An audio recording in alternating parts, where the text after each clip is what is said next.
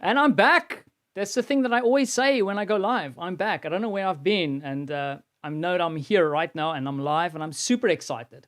Hey, my name is Vander Puchert and I'm a creative entrepreneur and I'm talking to you all the way from Warsaw, Poland. And yes, that is a South African accent you hear. Um, I'm not going to make any jokes about my traveling to Poland, but yes, live streaming here from Poland. And also, like my little tagline is that I believe that all the world's problems are just interesting design challenges in disguise. And that being said, one of the persons or people who have been challenging me to do interesting things is today's guest. Her name is Fei Wu. She's a creative entrepreneur in her own right, but then also a podcaster, a fabulous YouTuber these days, and also a creator of a awesome documentary series that is available on Amazon Prime, if I'm not mistaken. Today, we're going to talk a little bit about storytelling, her story, how she's telling everybody else's stories, because that's how I got to know her. And then ultimately also about entrepreneurship and how storytelling is actually important for your business. So without further ado, I'm going to zip my mouth and I'm going to give you a little bit of a taste of what Fei Wu is about and let her introduce herself. Hey, I'm Fei Wu, and I'm a Chinese immigrant living in America. I came to this country with 2 suitcases at the age of 17, waving goodbye to my loving parents and leaving behind a good and stable life. I was excited and anxious, but I'm so grateful for the new friends and mentors who have entered my life since then. They taught me crucial skills to create a new life I love. Along my journey as a female immigrant, there were challenges that really hurt me, even broke me down. Those were the things I didn't know or couldn't control. Perhaps you are going through some of the hardships right now, or know someone who is. This is why I created the Fei's World docuseries, featuring a number of mentors that taught me not only how to change my trajectory, but also my intention for how I want to live my life every day. You'll be part of a 5-episode experience that many immigrants shared and live by. This is a story of immigrants and minorities who are on a path to achieve big things. From crossing borders with immigrant entrepreneurs, to social service with inventors and philanthropists, mindset with musicians and international hostage negotiator, pay forward with successful influencers and teachers, to finally live your art with Cirque du Soleil artists. Fei's World aims to open doors and unlock possibilities for you at the end of each episode. Can't wait to see you on the other side. Fei's World on Creative Coffee Break. I must remember to look into the camera and say, Fei, welcome. Thank you so much for joining me. I'm super stoked and excited to have you here. Oh my God. I'm so grateful to be here and with my green tea instead of coffee, but I just thought I'd bring this little mug. Yeah, my wife thank you. tries to encourage me to drink more green tea, but I'm addicted to the stuff in this cup. So yeah, Fei, I mean, I just played your kind of trailer to your documentary series that you did. I mean, it was like 2 years ago, or when did you release it? I released it after some hassles dealing with a distributor, but I ended up releasing it on Amazon Prime, I believe in November 2019. It's crazy because it's Where's time gone, right?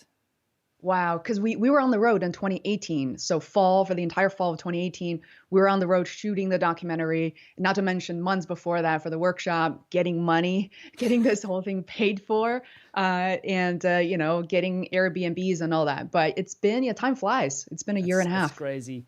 But Fei, like I mentioned in my introduction, I probably haven't done, and I always say this in my streams, I must stop saying it, but I haven't done you justice in the sense of introduction, but there was a reason for it, because like one of the things that I started realizing as I researched and started thinking about the conversation with you is that even if you go to your website, Fei's World, there's this kind of story thing that happens. And arguably, when we started hanging out and when I met you the first time, I saw you as kind of a podcaster, a content creator, but I made a mistake, never seeing you as a storyteller. But then the reason I mention this is like, I would love for you to talk a little bit about your story, like how you ended up in the States, and then how did you drop into this world of like starting to tell your story and then connecting with other people and telling their stories? Where did this whole thing start? How did it come about? Yeah. Wow, thank you so much for asking. So for those of you who haven't met me, or this is the first time for you to meet me digitally, I grew up in Beijing, China. I was 16 when I decided that I didn't want to go through the college, entry exam process. I really want to travel the world and study abroad. That's always been part of the plan, largely because my parents, especially my mom, being a very famous artist and who kind of exposed me to a lot of the Western cultures outside of mine. And I wanted to just do that and kind of immerse myself in a brand new culture, so to speak. So when I was 17, I came to the States. I went to study at Freiburg Academy, and then I came down 4 hours south of Maine, which is the city of Boston, where I still reside. And I went to college at Northeastern, studied computer science, and I stayed ever since. I do travel back to China pretty frequently. So there's my bit of a origin story. One of the things I realized living in America, and one thing I absolutely love, is the kind of multifaceted cultural element, from food to the people you can meet, and something I feel like I want to brag about every time I travel elsewhere, just because you don't have this level of, it's such a hodgepodge, and I absolutely love it. And so that's why I wanted to share not only my own stories, but all these crazy, fantastic people I meet along the way. And Faye, that's, it's actually an interesting thing you mentioned, right? Because like as a South African, I mean, I know I run into a lot of people and then I say I'm South African, and especially in Poland, people go, but you're white. Like there's kind of this mindset of like, okay, cool, this is Africa, right? And I think like listening to what you were saying is like, maybe I've made the same mistake because, I have kind of a picture in my mind about maybe China, but then also the US.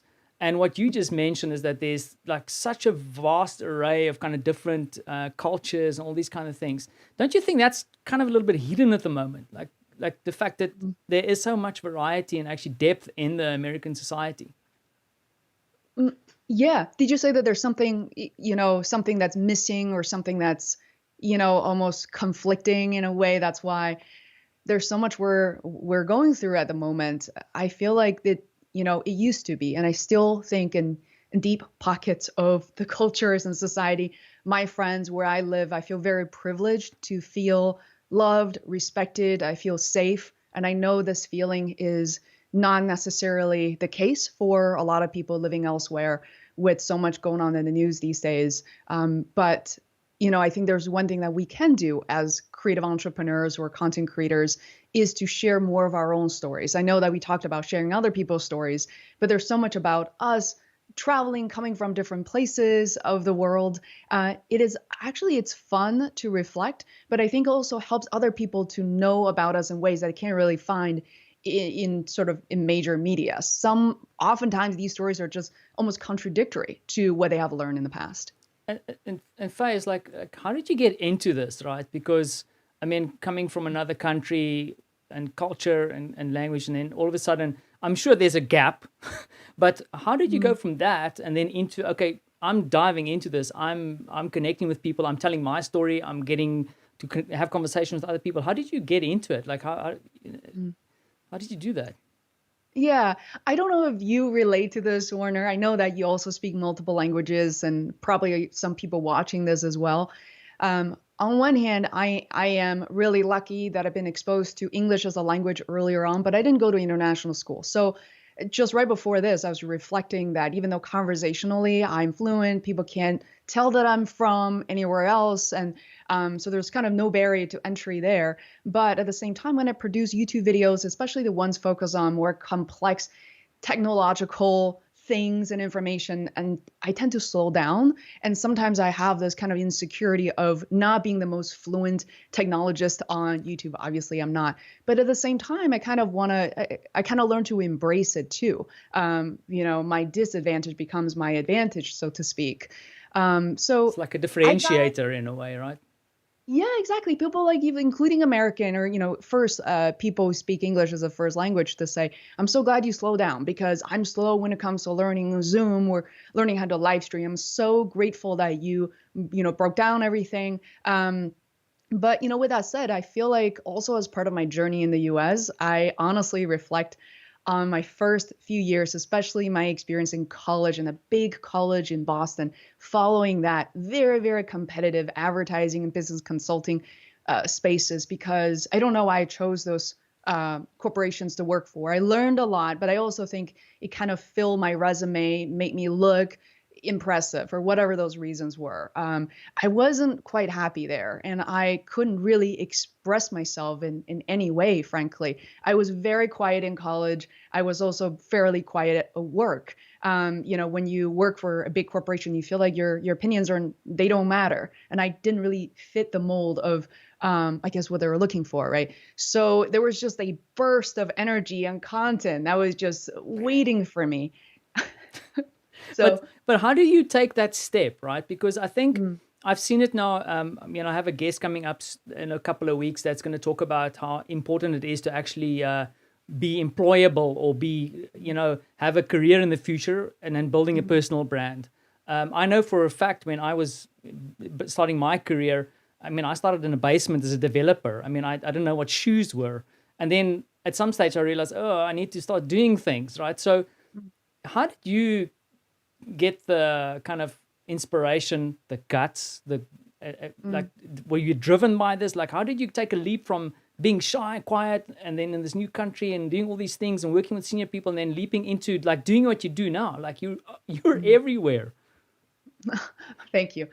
I think a couple of things happened to me. I think I was born and raised by parents who believed in me, distilled a lot of confidence. Then part of my childhood was pretty miserable, where I got to live with my grandparents who told me I couldn't do anything. So there was really interesting contrast. And so as a result, they're very, very strict. And so since I turned 10, I haven't heard anything as negative compared to what I heard from my grandparents. Not to blame them, it's just part of the culture. So I developed pretty thick skin as a result of it. But also kind of sensitive at the same time. As you saw, the moment I talk about that part of my journey, I start crying in front of Sarah Cooper in my documentary just now. But yeah, that's exactly how it happened. I just couldn't control myself.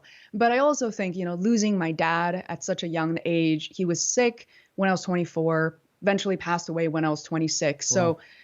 So, I gotta say, a lot of these kind of dramatic and somewhat traumatic events in my life, on top of that, I turned 30. So I remember I'm like, okay, I'm 30 now. I'm liberated from all these self-judgment. Of course, I wasn't. But I said, if there's one thing I could do is just put my voice out there. And I didn't have everything I needed to be on YouTube. For me to face a camera, that was unthinkable, frankly. So I said, I'm going to bury my voice slightly behind these people I really admire. So I started a podcast in 2014. I was like, I can talk. I just need to talk for a little bit of the time and then hear my awesome guests talk. They can make me, sound stupid. That's all fine. But after that, right there, it's just incredible, incredible people who taught me so much. And I'll try not to talk this whole time, Werner, but I want to kind of get into the fact that these people show me what life could be. And not life defined by Forbes or whatever, major media. Something as simple as, Fei, being an entrepreneur, my biggest dream is to be able to, bring my son to the school first thing in the morning, and I'm going to be there waiting for him at the school at 2:30 in the afternoon. Who can say that? And then another guest said that, her mom got really sick and she was there every step of the way. And I'm able to do that for my mom right now. And I was thinking, wow, now I can put, there are very concrete next steps and reasons for me to consider this path. And now it's about how to get there. Yeah. And the thing is, Fei, I think one of the things that you kind of show through the work that you've done is that there is a middle ground. I think you speak on your website about micro influencer. I don't know if you see yourself as an influencer. Micro influencer. Yeah. Yeah. So the thing is, there's this. And I've just put your. This is nothing. If you want to go check out Fei, I this is from the documentary, I guess, and also from the podcast.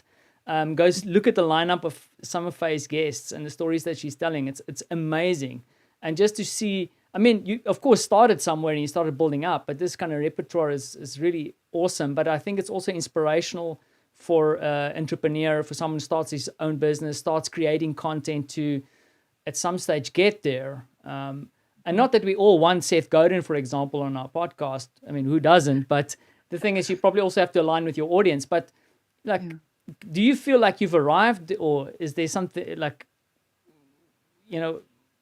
how do you drive yourself forward? Because there's always something new that you try and attack.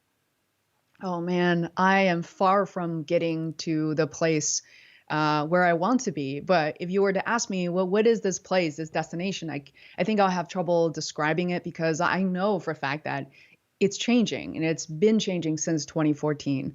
And one thing, if we were to ask ourselves, which we talked about before during our mastermind, Werner, is like, what if we can all be independently wealthy? We don't need to be trust fund babies, but if we have enough money, we never have to work again. How will I change the way I live my life today? And I think the answer is probably not that different. And I will probably work a little bit less and spend a little bit more time with my family. But this part of content creation is so important. I don't have the hoodie on. I'm still in the middle of like producing new merch, summer merch for Faye's World. But things I had during the winter time are, high on content. Like my producer Herman and I talk about how high we feel and sound when we're in the middle of content creation. And ultimately, it's creating content that will help other people. Because once you're on that journey, and I'm happy to share examples, no matter how small, I call myself a small or micro influencer.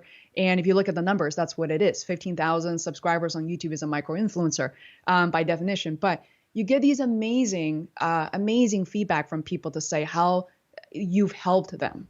And I want to take a moment, Werner, to say the insane amount of work you put into a live stream today. I've not done this for many of my own guests, right? Screenshots, videos, and all that. And like you're running through Ecamm. That this is really sophisticated stuff. So thank you.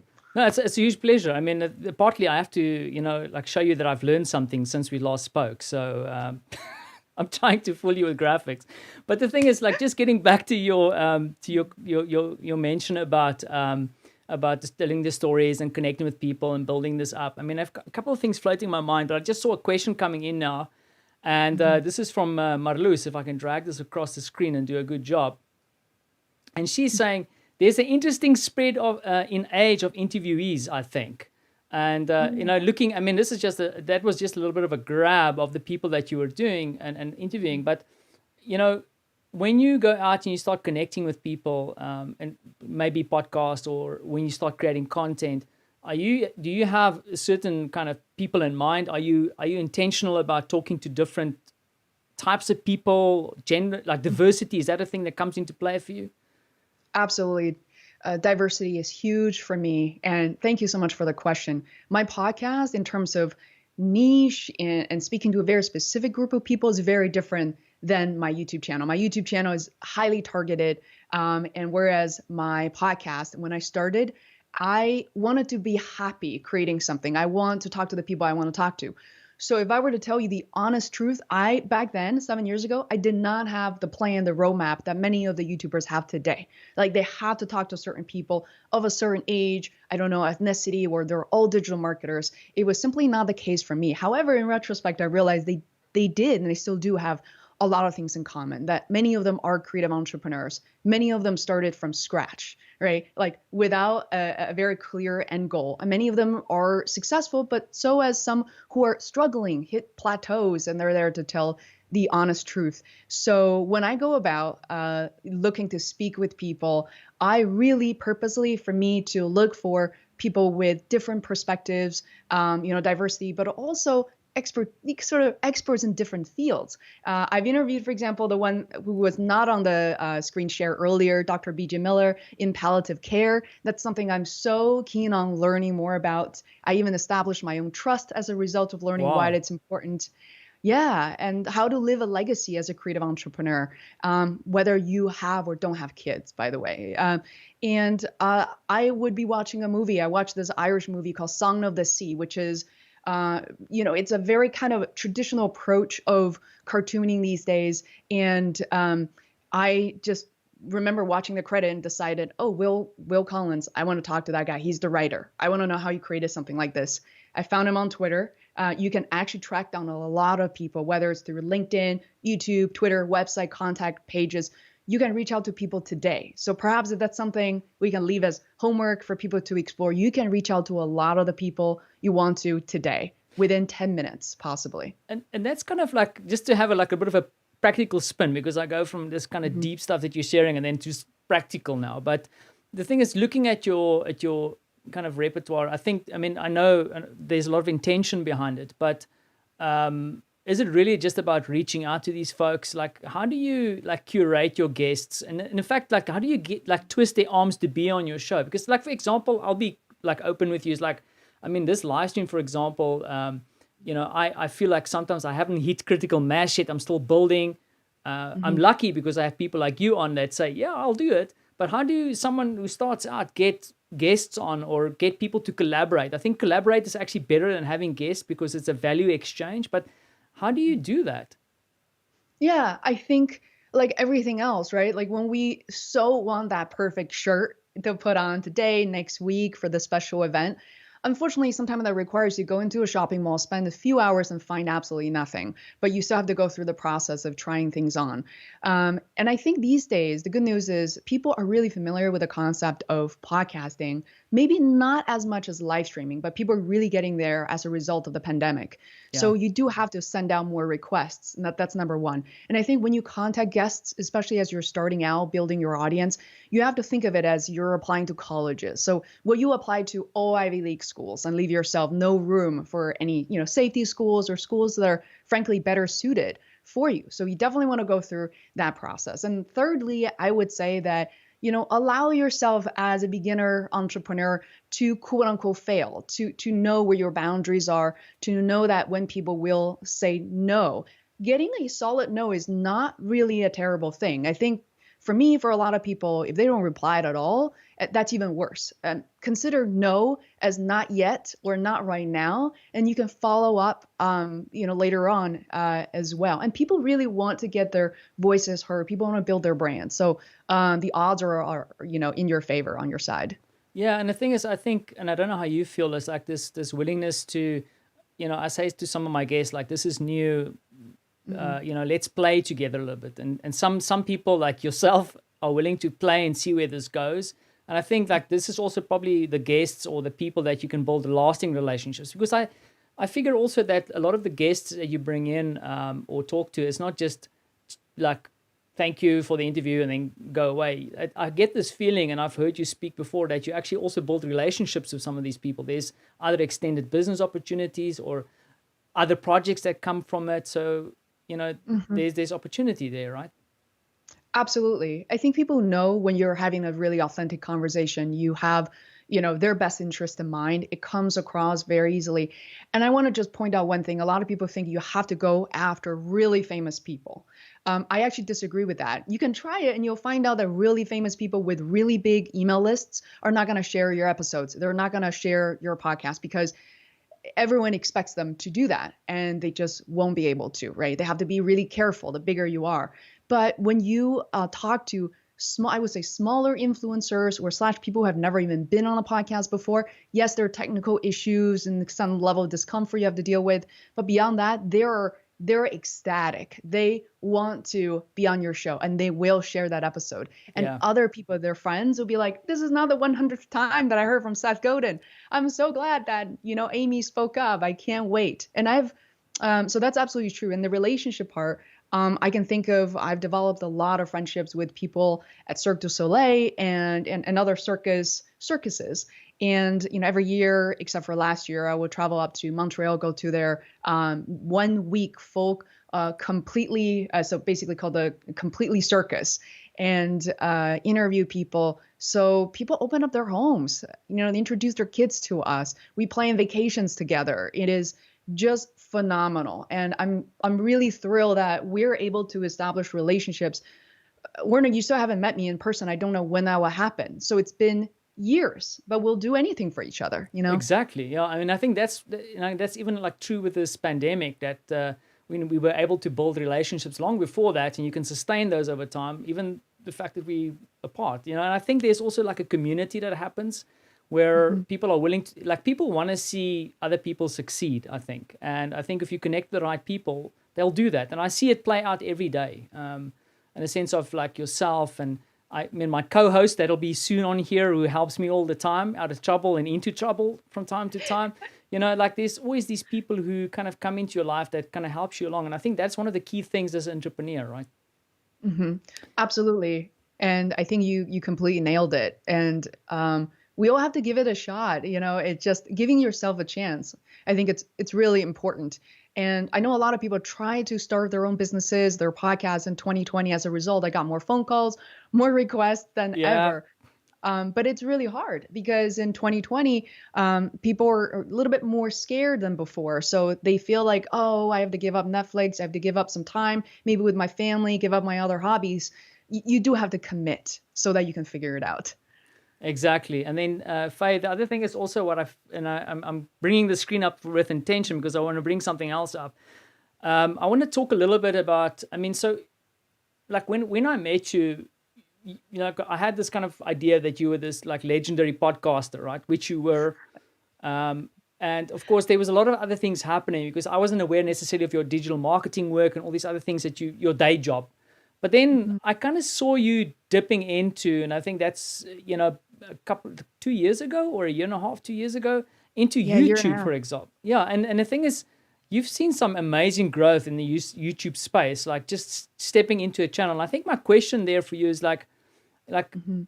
did you approach your YouTube strategy differently to what you did in the kind of podcasting world? Is that, or did the podcasting help you dive into YouTube? Because I Mm. mean, you've got like how many subscribers now? 15,000. Yeah, Yeah. critical mass and then like I put this little navigation in there because you also hit, I think it's like 200 and something K views on one of Yeah. your Zoom videos. Can you say a few things about your amazing YouTube experience? Oh, thank you for asking. I decided to commit to YouTube in September 2019. And when I say commit, the drive came from the fact that I knew I wasn't going to have another budget anytime soon to create my own documentary. For people who want to learn, feel free to reach out to me. It is really expensive, and our documentary was considered very low budget. So I said, okay, I didn't know there was going to be a pandemic, but I knew I really want to be in front of the camera. It had been 5 years since I started the podcast. Maybe it's time for me to do something to reflect on my own journey as a creative entrepreneur. Frankly, if I can do it, I truly believe anyone can. So, especially for immigrants and for women and minorities out there. So I started the channel. My videos still from the beginning are only getting like a few views. I have a lot of videos under 50, 100 views. And as a result of the pandemic, I put out one video, which is the black one at the bottom. It says how to teach dance and Zumba class live with Zoom. So I accidentally hit a niche. It's not just the niche of how to use Zoom, how to get started with Zoom. There were already a lot of people in that niche. But instead, Zoom was very challenging when it comes to for Zumba, music lessons, singing lessons, performance related activities, because the audio just wasn't syncing up right. Zoom wasn't preparing itself for the pandemic, not at the beginning. So I found a lot of workarounds, and immediately these videos just took off. And as a result, there are so many questions like came in as a result of the first video. How do I do A, B, and C? So I created basically subsequent videos to answer those questions, and they just kind of snowballed from there. And in terms of a timeline, I started monetizing my channel only 6 months after. So April 2020, started growing ever since. So I'm gonna jump ahead, just mention Yeah. YouTuberKit.com is my brand new product that I'm launching. It's soft launching right now. And right there, thank you. Yay. I've been working tirelessly on compiling all the documentations, checklists, spreadsheets, email templates, affiliate revenue tracking spreadsheet, everything in documents for you. So this is not a course. I just want to mention that there are a lot of really good courses for YouTubers out there, but I realize in the market today, there isn't anything like this because after the course, in which 80% of the people don't ever even finish, Seth go and did all the math.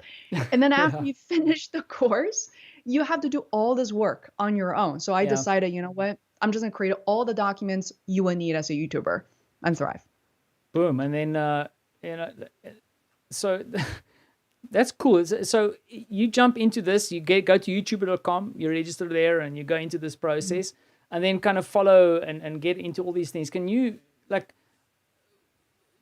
it's still going to be a fair amount of work, right? Because you still have to create the content. The other thing that I found interesting about what you said about your Zoom stuff is that you also kind of hit the niche, but that niche wasn't really like something that I would have like aligned you with before. And so you had to be very kind of strategic about that. So Can you talk a little bit about how you work that niche, but then I also assume that you kind of reversed out of it to focus on other things? Because kind of Yeah. the way that you maneuver, you know, the effort was kind of interesting, but I can't figure it out how you did it. Thank you for asking. I think everybody has a slightly different journey. It's true that I approached YouTube in a very different way compared to podcasting. Podcasting for me was kind of feeding my soul. I didn't treat it as a way to make money, make a full-time living as a podcaster. By the way, if you are one, you know how hard it is. Instead, for my YouTube channel, I decided that my producer Herman and I decided that we're going to conduct research even before we hit record. And so I started to really understand the different analytics, algorithms, and trying to educate myself as much as possible, even before I started producing content. And with that said, that took some level of experimentations. When I hit the niche, and the reason why a niche is so important is you can be known for something. And for me, is Zoom for Zumba or for fitness entrepreneurs, which I totally did not expect. Yeah. Recently, right? As a year, I started before, today or last week, but I realized I had to pivot to another niche keyword. So what are they right now? I can throw some tips for people who want to learn. If you're a YouTuber content creator, you need to favor the YouTube algorithm. Otherwise, I have a video out for nearly 300,000 views. If I create a new video in a kind of completely unrelated category, YouTube's like, I think you deserve 50 views or whatever that may be, right? And it's not going to recommend your videos to other people, which is very traumatizing after you've Yeah. worked so hard at your content. So instead of pivoting from Zoom to vlogging about my personal journey, or pivoting from Zoom to creative entrepreneurship, because I would love to do that. That's where I'm going, is content creator and creative entrepreneurship, how to make a full-time living. And in between that, I started live streaming, which Warner seems to be a really expert in already. So as part of Zoom, I said, oh, there's related content to being a podcaster. So how you can use Zoom to record your conversations. People don't realize that they could do that. They have to be in person. And then after that, I said, now you can go live as podcasters and content creators and triple your views, which is true.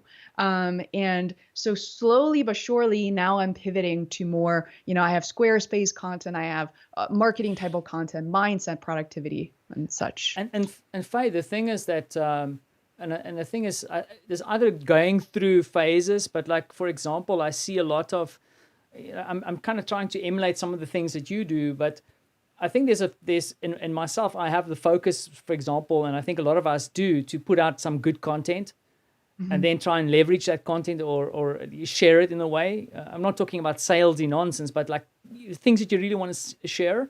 But then there's also kind of two other aspects that come into play. The one is like repurposing content. I mean, that's one thing I don't do. Like, for example, with the live streams, when people say key things, like some of the information you share, you can snip that up and use it again.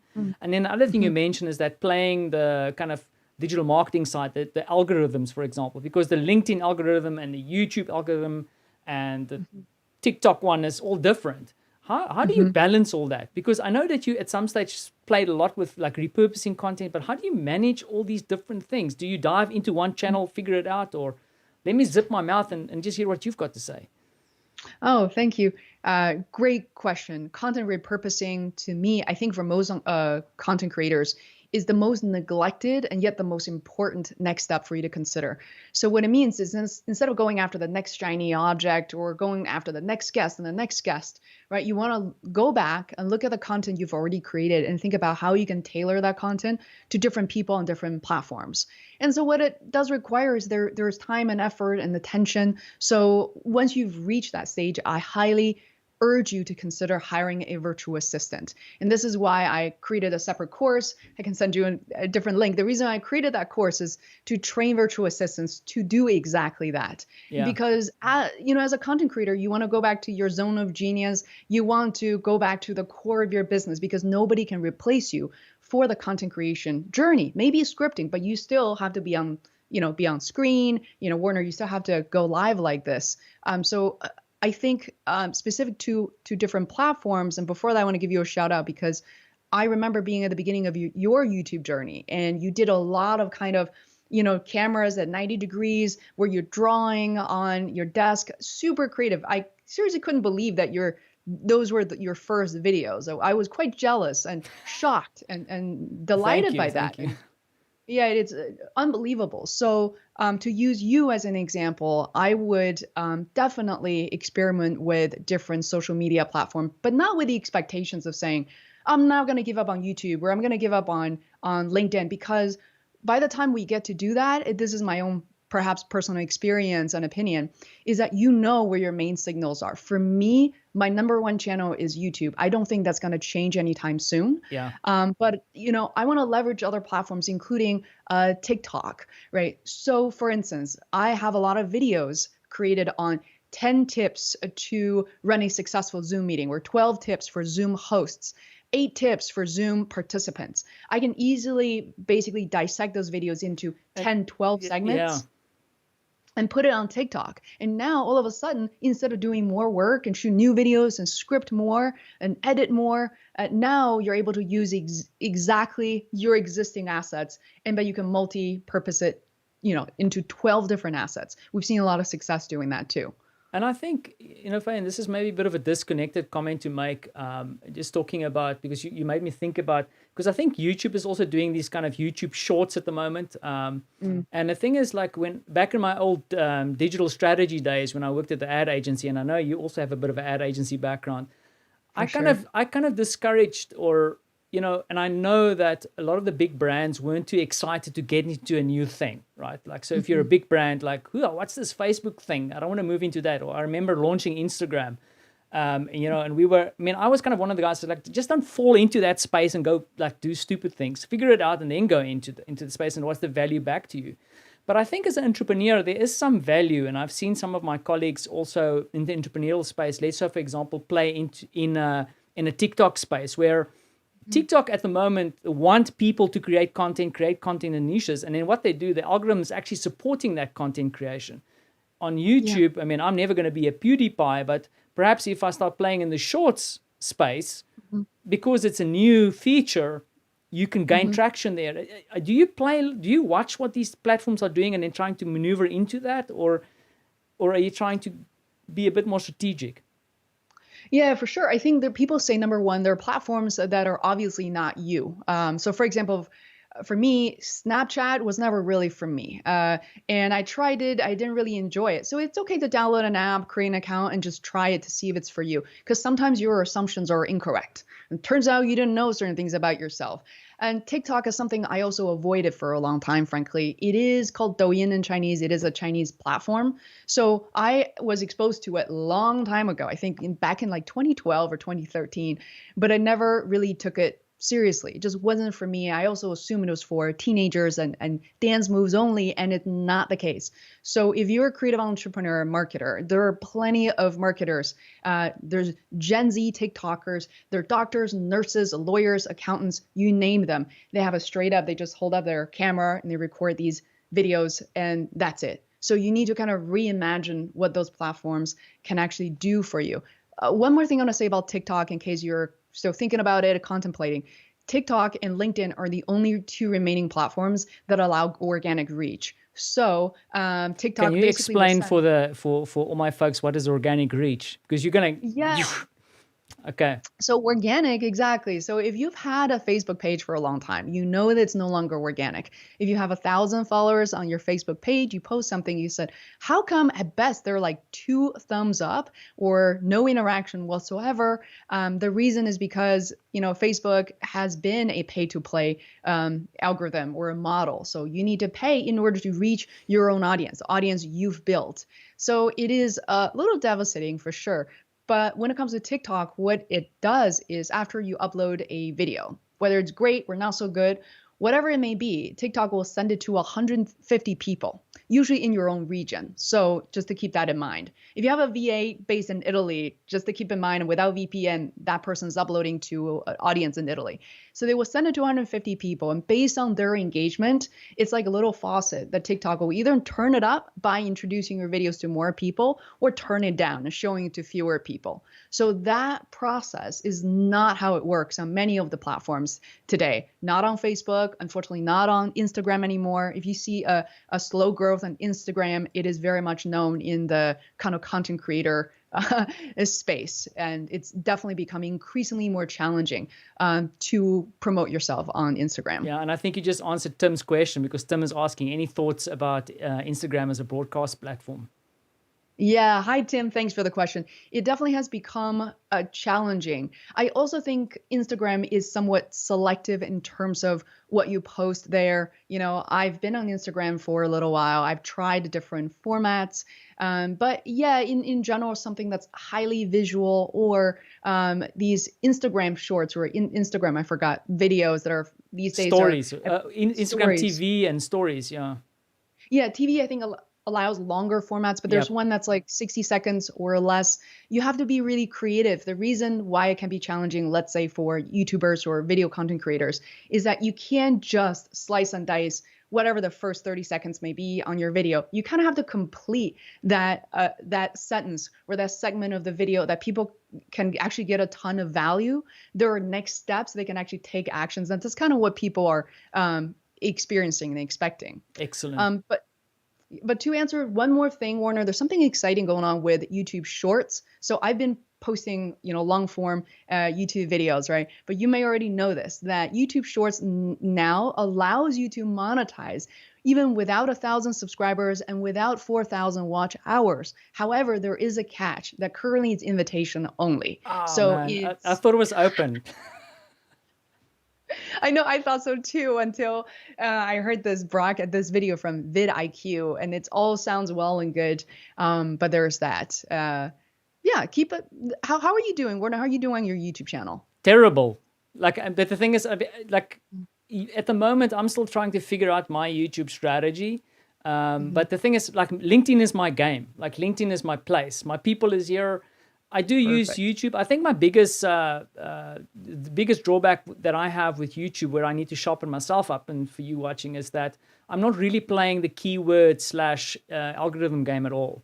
And I've seen where I'm a bit more, when I spend more time and focusing on what the keywords are.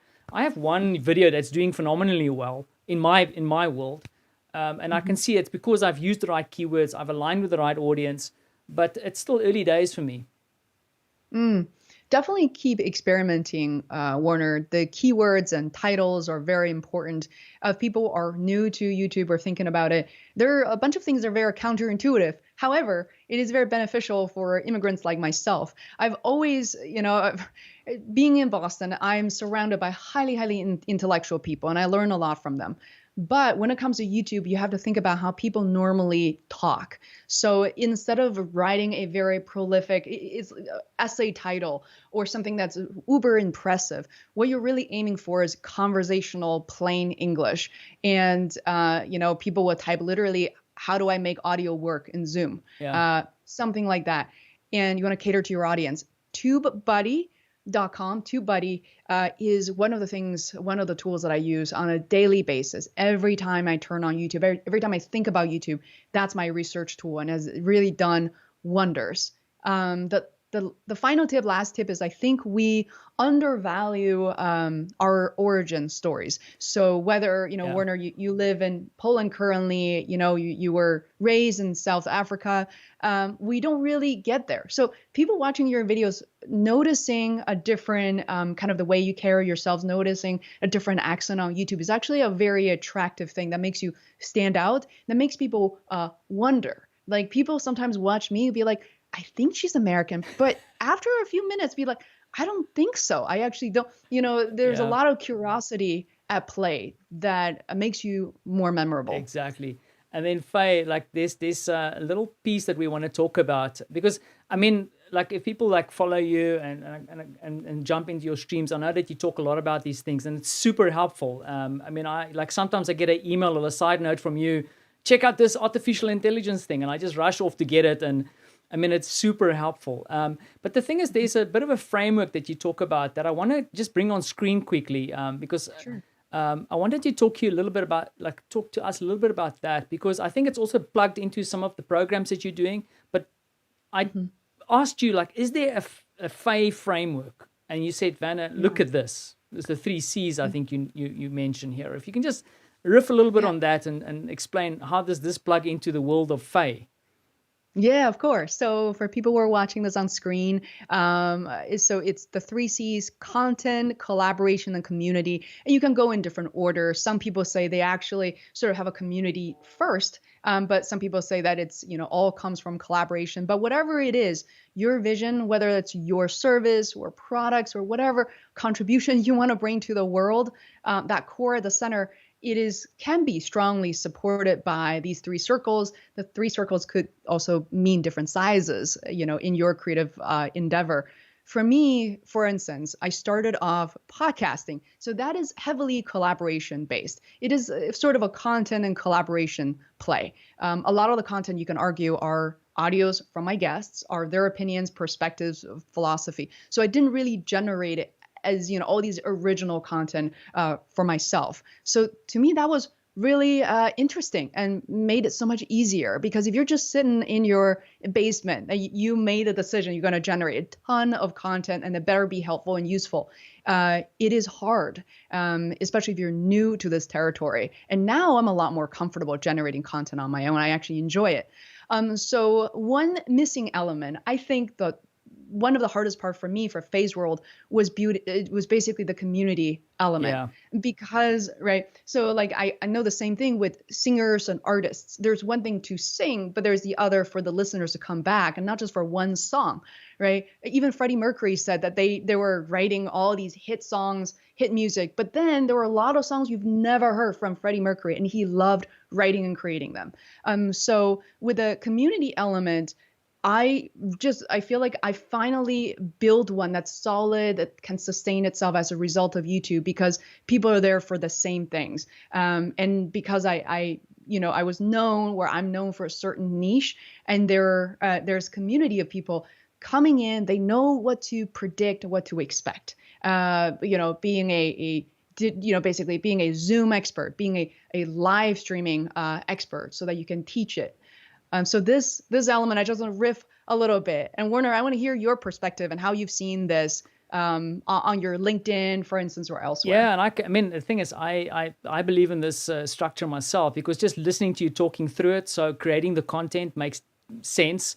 I think at the core, like I try to start with a vision first, but and you kind of like try and work it out as you go along. But community and collaboration is two of the aspects that I'm focusing on a lot. Community, I mean, I'm just looking at my comments here. I have, I'll just like bring her on here. Tamara, for example, and Shauna, who's two people I've met through like kind of collaborating, working on things. I mean, they kind of fixing me up with all kinds of tools and things. It's really bad. I'm probably going to get divorced because they're sending me stuff that they shouldn't be sending, for me to review. And then also the other thing that's starting to become interesting is collaboration, because in the green room at the moment, and she's waiting very patiently, is my good friend Tammy Gulaloob, who is now collaborating with me in the live stream. And I think sometimes when we think about collaboration, you can really take it next level. Fei, the fact that you're on my live stream at the moment, collaboration. And I think that is one of the key elements of not just like trying to take advantage of someone's other network, but then working together to create something unique, which is super exciting. And Fei, like, this is cool. The other thing I wanted to ask you, because I don't want to forget about a call to action here, is that where can people go to find out more? I don't want to completely wrap up, but, where do people go to find out more, get to know you more? Where's Fei's World? Sure. Yeah, Fei's World is FEISWORLD.com. And that's where you will find everything. I think you get to know me a little bit more as a person, as a content creator, because you can find all the courses, many of which are free. You can check out my podcast now, approaching 300 episodes, and, pointers to my YouTube channel. But also, more importantly, I want people to think about, no matter how small you are, you're a micro influencer, you're getting started, I want you to know that there is a journey to monetization, even before all the YouTube requirements and all the requirements for you to have 100,000 downloads per month as a podcaster. I really love demystifying that kind of perspective, and to think that you have to be big or huge. But if you build the right community, if the community has only 50 to 100 people, it is monetizable, and people want to reciprocate and they want to contribute to what you're doing. So that's everything that I'm doing, especially YouTuber Kids. Is something that I'm really proud of, but it's still in beta. So be completely transparent.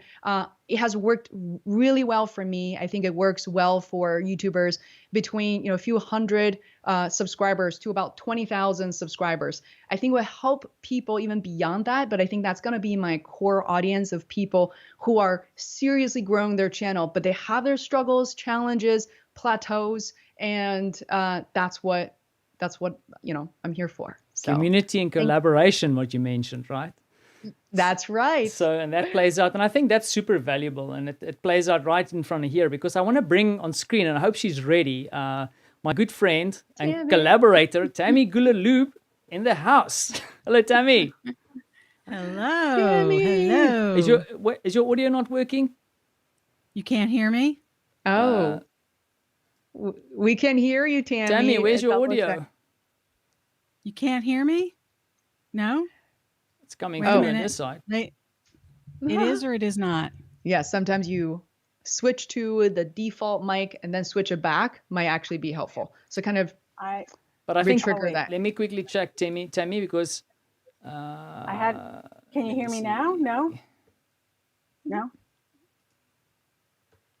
Is it working now? I hear you.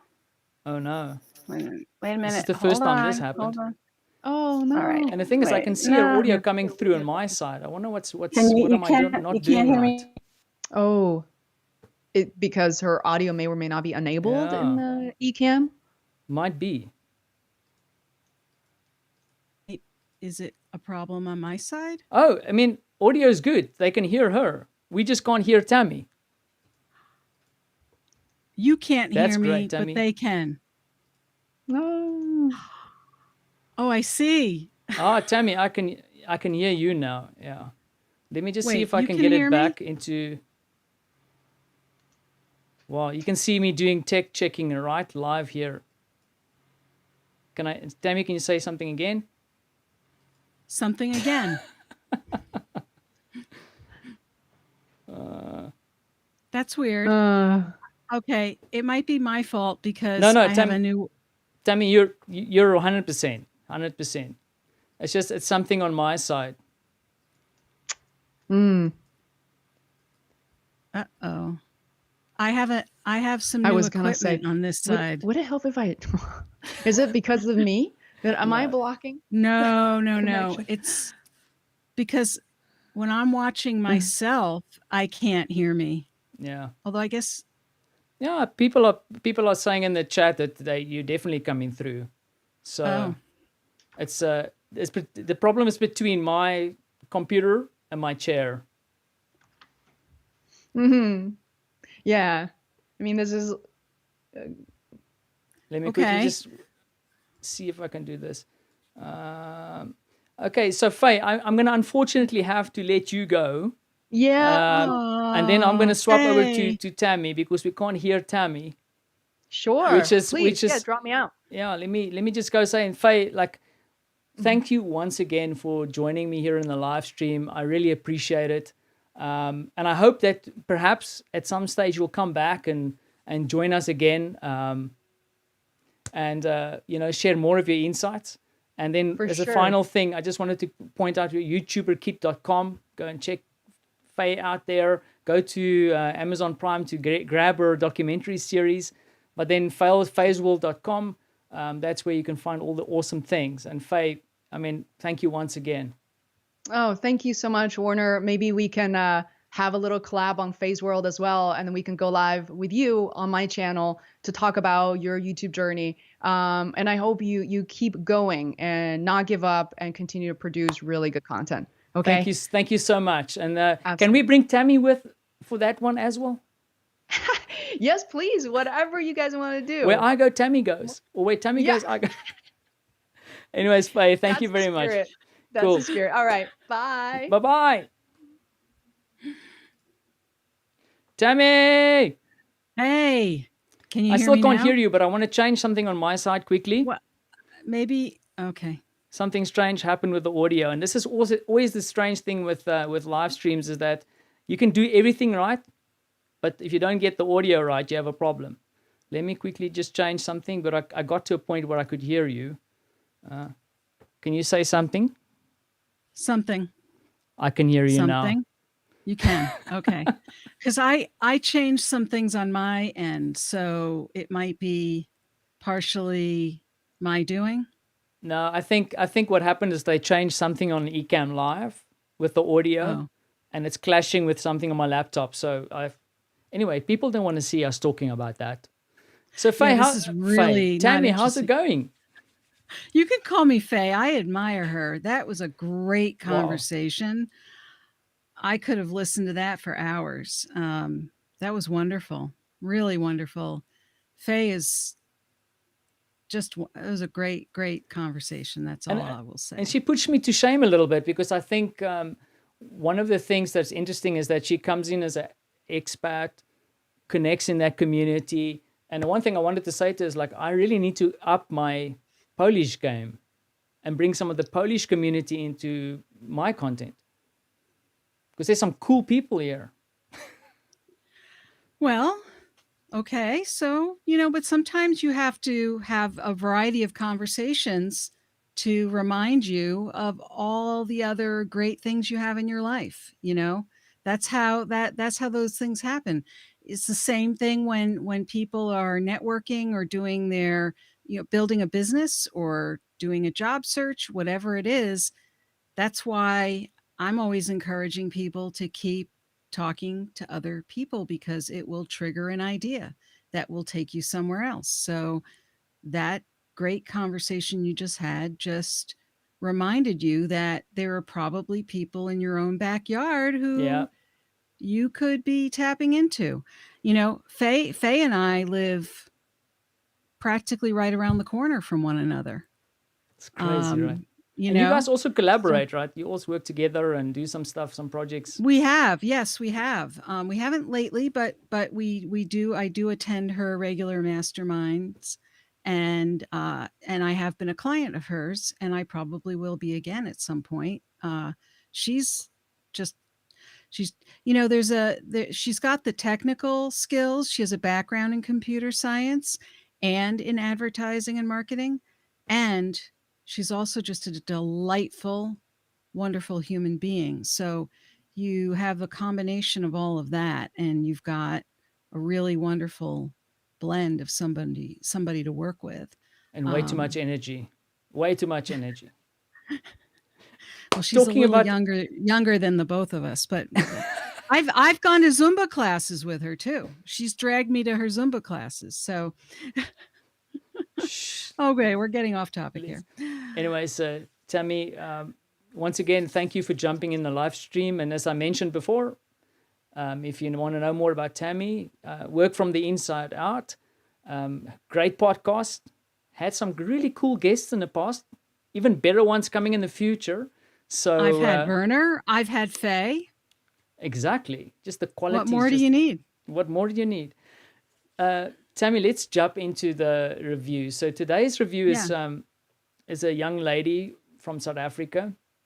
She apparently recently jumped into starting her own business. She wants to do consulting.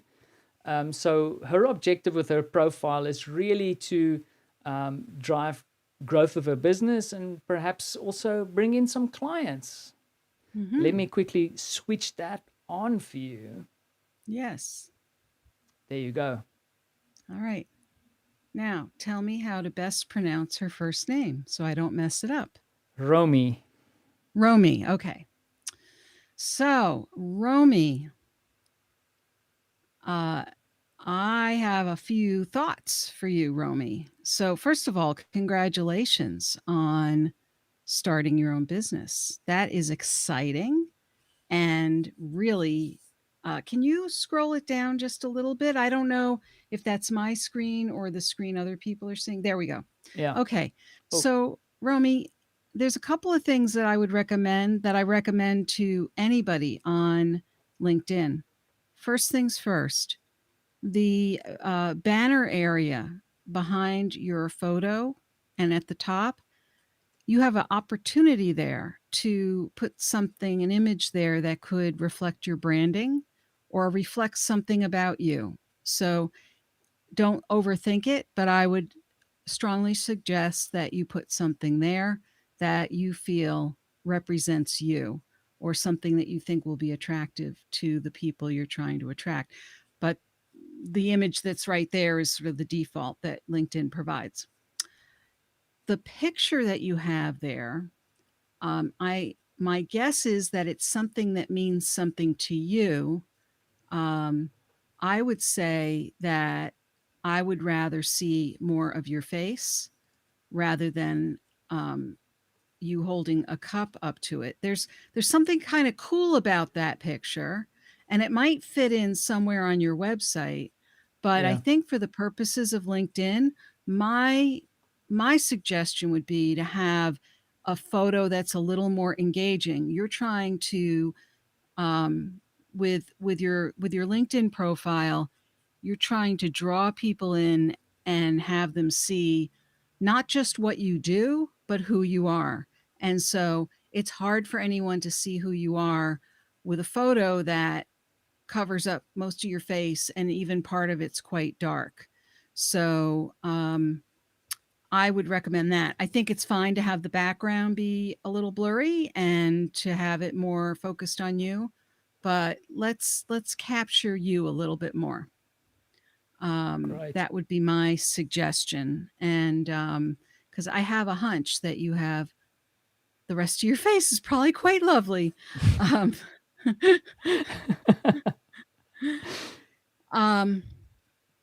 Let's go to the area directly underneath your name, the headline area. So Okay. those are that's the area that is heavily keyword driven. That's, if somebody's looking for help from you, what are the words that you would want to be found by? Now, you might be results driven. That's about you. If somebody's looking for you, are they going to type in results driven? Are they going to type in stories that sell? Probably not. So even though those are nice descriptors, those don't draw people to your profile. So as far as headlines go, I probably wouldn't put those there. I'd also say results driven is used a lot. So Yeah. I would probably take that out and put something in your about section about the kinds of results that you really like to get in the work that you do. Results driven is nice, but why wouldn't you say that about yourself? We all want to achieve something, right? So that's a suggestion there. Marketing strategist, or you could say marketing strategy, conversion copywriter or copywriting. You want the words under your name to be words that somebody would be typing in when they're looking for the kinds of services that you provide. Okay. Perfect. Let's go further down. So in your Okay. about section, let's open that up a Let's little fire bit. that up. Okay. Yeah, thank you. There's a lot. I'm going to scroll up a little bit, Tammy. Just tell me if you can't see. Yeah, that's good. Just like that is perfect. A little further. Yeah. So there's some things about this that in your about section, it reads like what your background is in marketing. It reads like a marketing piece. And that's fine. It's really targeted at your audience. However, this is your profile. So people are going to come here to learn about you. So I would say this is all fine, but I think that this section should be a little bit more about you. What are they getting when they get you as their consultant, if that's what you would call your business now, if you're a consultant? I think that the opening paragraph, there should be an opening paragraph. So Immortal Jellyfish is a storytelling consultancy by entrepreneurs for entrepreneurs. So sounds like there's more than one of you. So that's great. And if that's true, then then that explains why some of your other statements in the about section say we, because I've noticed that sometimes when solopreneurs say we, and then you go to their website and you see the about page and there's only one person there and they're saying we this and we that. And I always wonder, why do they do that? Why do they say we when there's only one person? Yeah. I know there's me, myself, and I, but that's still just me. Yeah. It's really not a we, I guess, unless you have a multiple personality or something. But anyway, that's a whole nother And tell me, topic, like, right? I wanted to kind of also share in Romi's kind of intent here, because I did something similar, and by all means, I think it's still the truth on my profile. I might have changed it, Yeah. but I wanted to use the about section to position my business / my intention of how I want to serve Yeah. my clients. But I find it's Absolutely. interesting that you said that, and I think it makes sense, like seeing some of the things that I've seen over the last couple of months, that, when you go there, you need to share something about who you are. Like, Yeah. Yeah. I mean, I'm not against what you have there, Romy. It's, I appreciate the questions and that you're really trying to name, kind of the pain points or the areas that that people will read those and say, yeah, that's me. Oh, well, now, is this someone I can trust? Is this someone I can connect with? Is this somebody I really want to get in touch with? And so I want them to know a little bit more about you so that they can feel connected to someone they're going to trust to help them with these things. And not that they have to scroll all the way down and see where you've worked before, but that they have a sense of what you're like to work with. So it's Yeah. not about what you do as much as who you are. So I think that some kind of um, personal connectedness is helpful here. And I think, And again, this is my opinion. It's only an opinion. I think I know what I'm talking about, but there probably would be other people who might say differently. In terms of the order in which you put things, I would say do what you feel is comfortable, but think about if somebody's looking for somebody to connect with around something, if you're going to be helping someone else with their business, the biggest thing they're going to be looking for is both, they're going to be looking for expertise, but if they're going to be, paying you, they need to trust you. They need to trust that you know what you're doing, but they need to trust that they can really work with you. So they need to know something about who you are, what you're like to work with. And so I think that needs to be blended into this section, even Yeah. to the point of, what do you really enjoy about the work you do? What do you enjoy about working with clients? Maybe say something about, how you work with clients, so how do you engage your clients? Is it a partnership? Is it how you provide services, or how you want to make sure that your clients get what they need?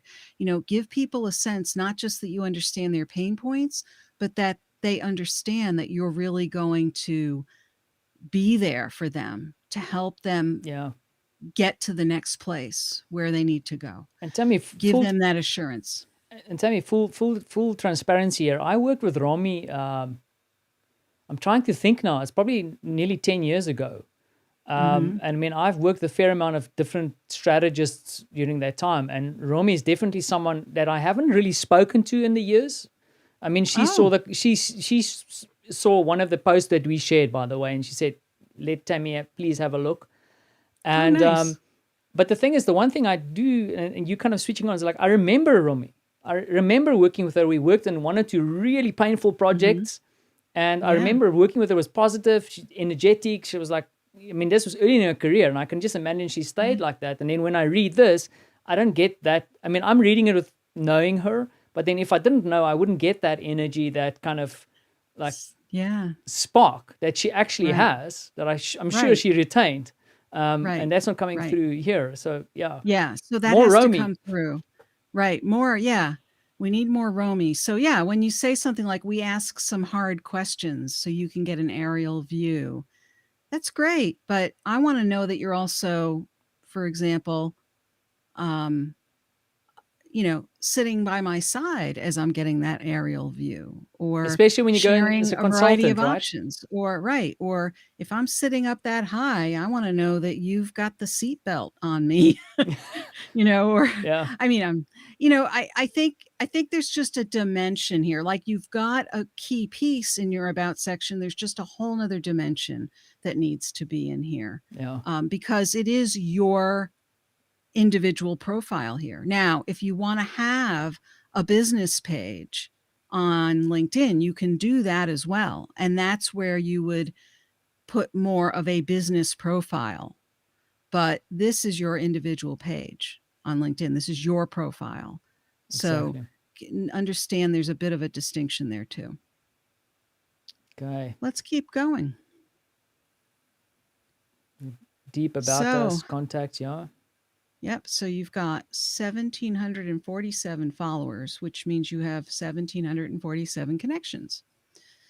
I don't know if people realize that that's what that means, but it does. So this is good that you've been commenting and sharing things, and you want to keep doing that. That's an excellent way to also demonstrate not just what you know, but your style of interacting with people. And even when you make a comment on something, you can always offer through a comment to have a brief conversation with somebody. You might say, "Oh, I worked on something similar to that. If you want to, have a quick chat about it, feel free to, you know, direct message me or send me an email. Make yourself available in some ways if you think that this person is someone who could be a potential client. Yeah. So use that, be active, be engaged, either in groups or just in the general feed.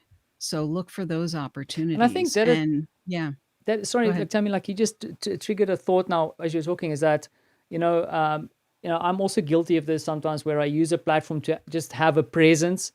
But the thing is, I've seen the reverse where I actually go to a platform. I had someone I actually want to have on the live stream is a colleague of mine that I think is super interesting. He's kind of got a good LinkedIn profile going, and I tried to get in touch with him via LinkedIn, but for weeks he hasn't responded.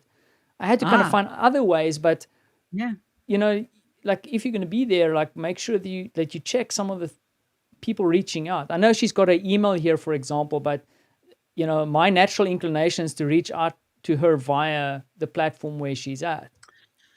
Yeah. Well, I would say that if you really want to reach out to someone and find them, see if they've included their email in their contact info, because now a lot of people don't for some reason, which still boggles my mind, because the whole point of LinkedIn is to be findable. Yeah. And yet some people are very, very careful about their information. So I'm thinking, well, if you're going to be on LinkedIn, that means you want to connect, or are you just on LinkedIn just for show? I don't really understand the point of that, but that's just me. I say that put your email on there if you want to be found. If you don't want to be found, why are you on LinkedIn? So that said, I would say follow up by email if you can. A lot of people don't check their messages or their in-mail, or they don't have it set in such a way that they get a notification in their email that someone messaged them.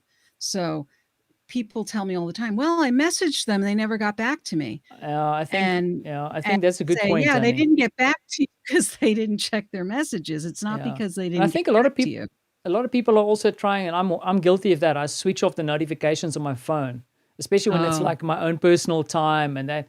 Yeah. And I have this tendency to check, but I don't like my phone buzzing, beeping, and going crazy all the time. Well, that's especially when I'm in a live stream with you, Tammy. Right. Well, and Werner, that's because you're so wildly popular. You have to turn it off sometimes. Otherwise, right. you'll never get a moment's rest. So you have to turn it off. I, on the other hand, leave mine on all the time, and it's not a problem. Anyway, It's true. It's just true. Maybe if after you're I'm seeing on this, with you a please few just more message times, it Tammy might be, random but stuff. Please just message Tammy yeah, just say random stuff. hi. Just Yeah. message me and say hello or something, right? So, now under your experience, Romy, you could put a little bit more under your immortal jellyfish. Let's quickly fact- check, Tammy, because Oh wait, remember, oh that's right. Yeah. I've put my foot in my mouth on this one Oh before. no, you did not.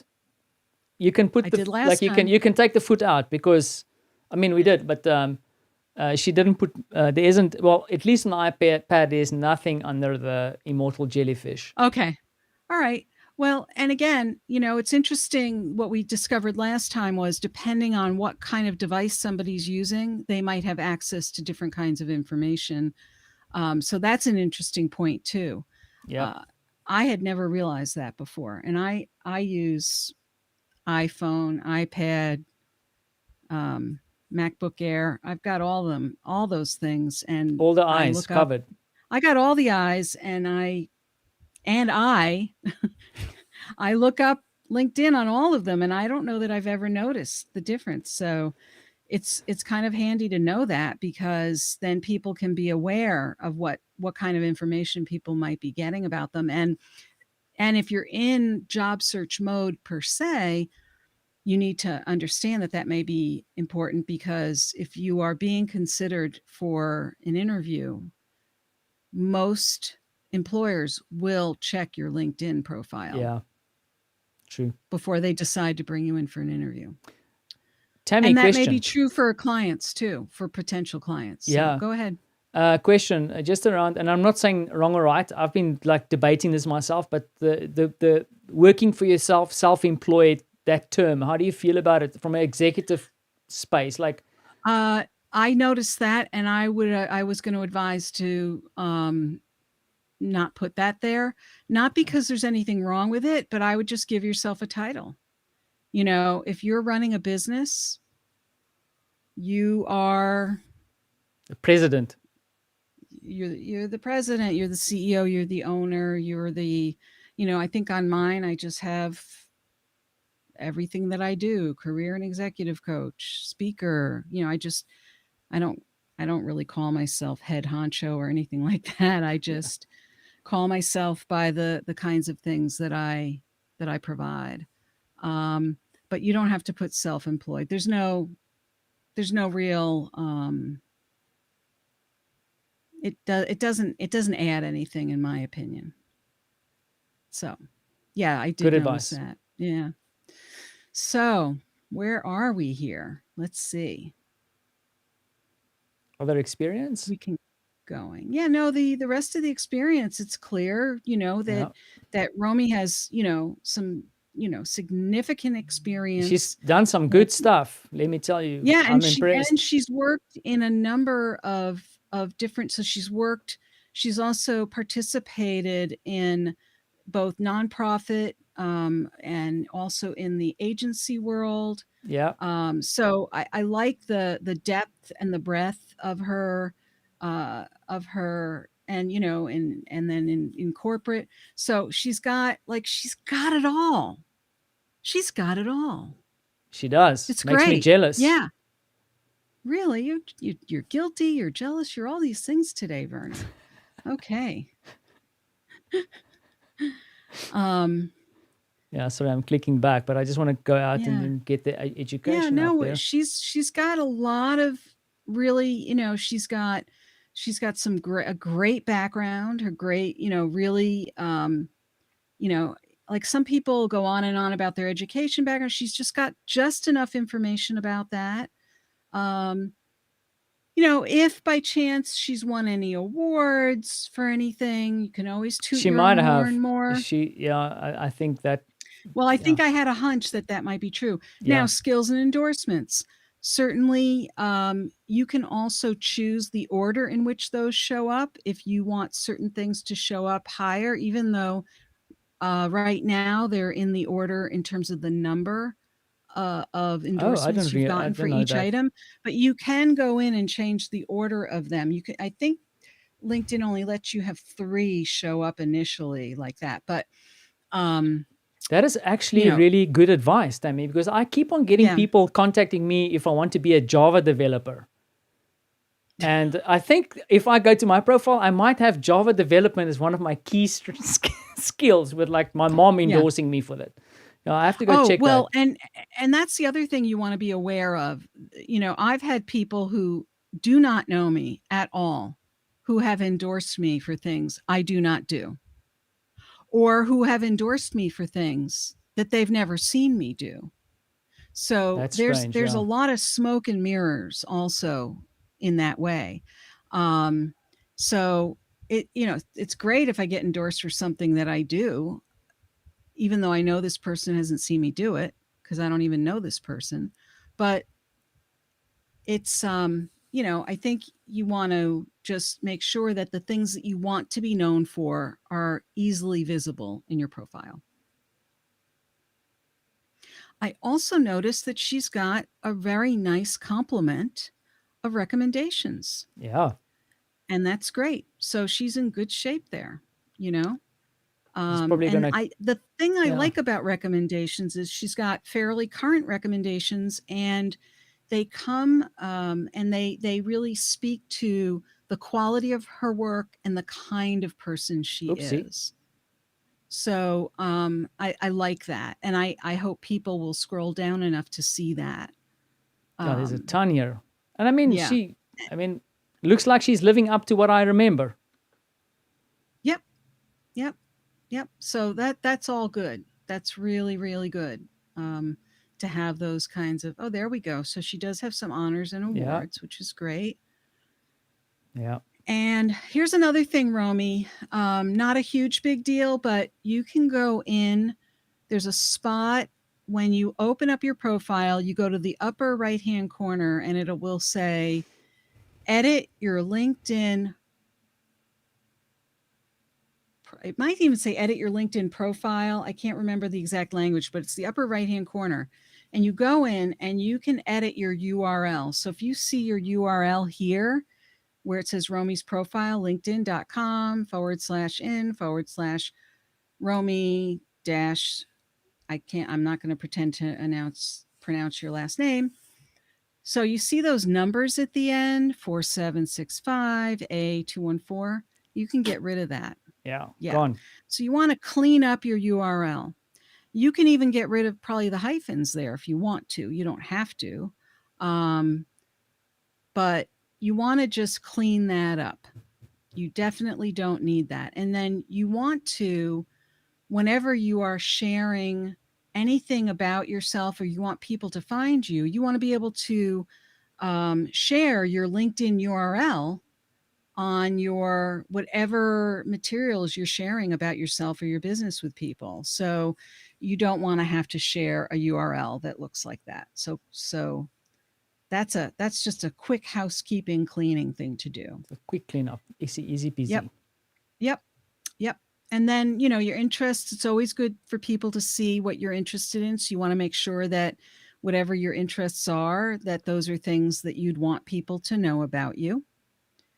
And I think that also includes the groups you're in, or those maybe some of those are interests, some of those are groups. Yeah. But the groups are also another really good place to interact and get to know people.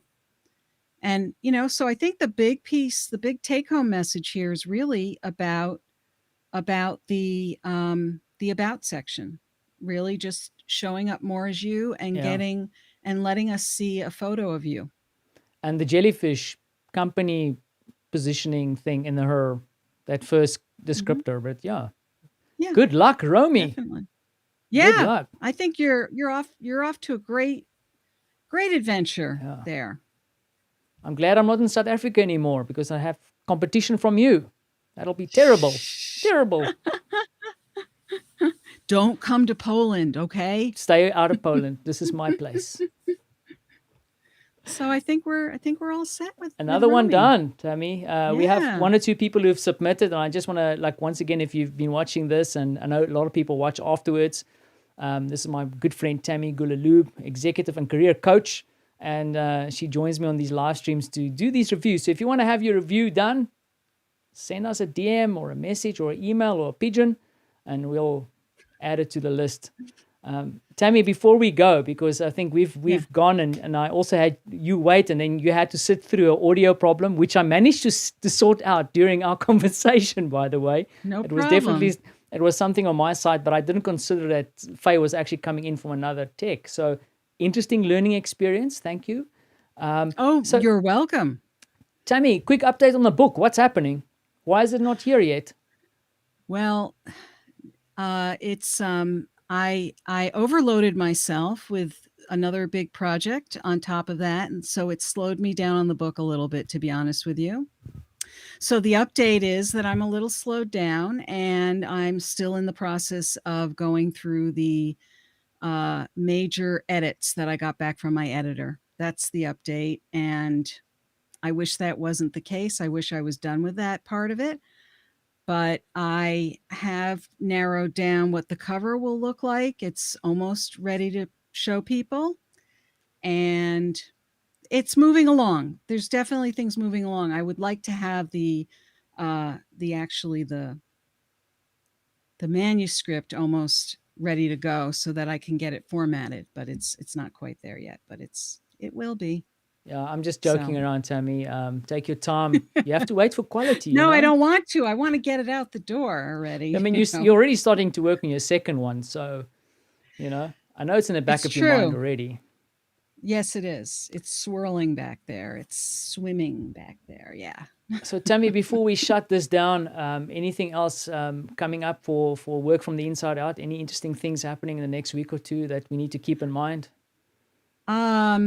Well, every Wednesday I upload a new episode. I've got some great guests coming up, and just had one uploaded this week. A great guest, Jennifer Fondreve, who has written a great book about how to survive mergers and acquisitions. Really good conversation with her. And next week, I will be uploading another really interesting conversation I had with Laura Gassner Otting, who wrote a book called Limitless. Wow. So just powerful people, women who've just been really helping a lot of people. So I'm just thrilled and tickled to have a chance to talk to these people. It's amazing. Keep on going, Yeah. Tammy. And thanks again, once again, honored to have you on and to have a little bit of a lighthearted conversation about improving LinkedIn profiles. But there's so much more. Wow. And so I encourage people to go check out your podcast for more information. So, Tammy, we'll be back next week for another one. And until then, thank you very much. And I'll see you Thank you. again I'm looking soon. forward to it, Werner. Cool. And then as I close this up, a little bit of self-promotion. I have a new video out talking about the Zenith Purpose Anatomy tool. You can find it here on LinkedIn, or you can head over to YouTube. And then also, just as a recap, today, Fei Wu was on here from Fei's World. And go check out what she's doing. And then also Tammy Gulaloob from Work from the Inside Out. Amazing people who've helped me on my journey and sure to help you. But in the meantime, go check out the video. And then as a final quote ask is that if you've watched this and you got to this point, drop a note down in the comments just to tell me where you're from and that you've watched this. Also, if you want to stay in touch and get email at very random times, join my mailing list at creativecoffeebreak.live. Sometimes I'll mail you 30 minutes before the live stream. Sometimes I'll make a mistake and mail you 12 hours and 30 minutes before the live stream like I did today. So jump in there and stay in touch, and I'll let you know of all the interesting guests and people that are going to be joining me in the future. And believe me, there's a few interesting folks coming up. If you enjoyed today, it's going to get even cooler. So I'm really humbled by some of the people who want to join me in the stream. And thanks again to Fei and Tammy. And I'm going to leave you now by pressing this button and saying cheers and catch you in the comments.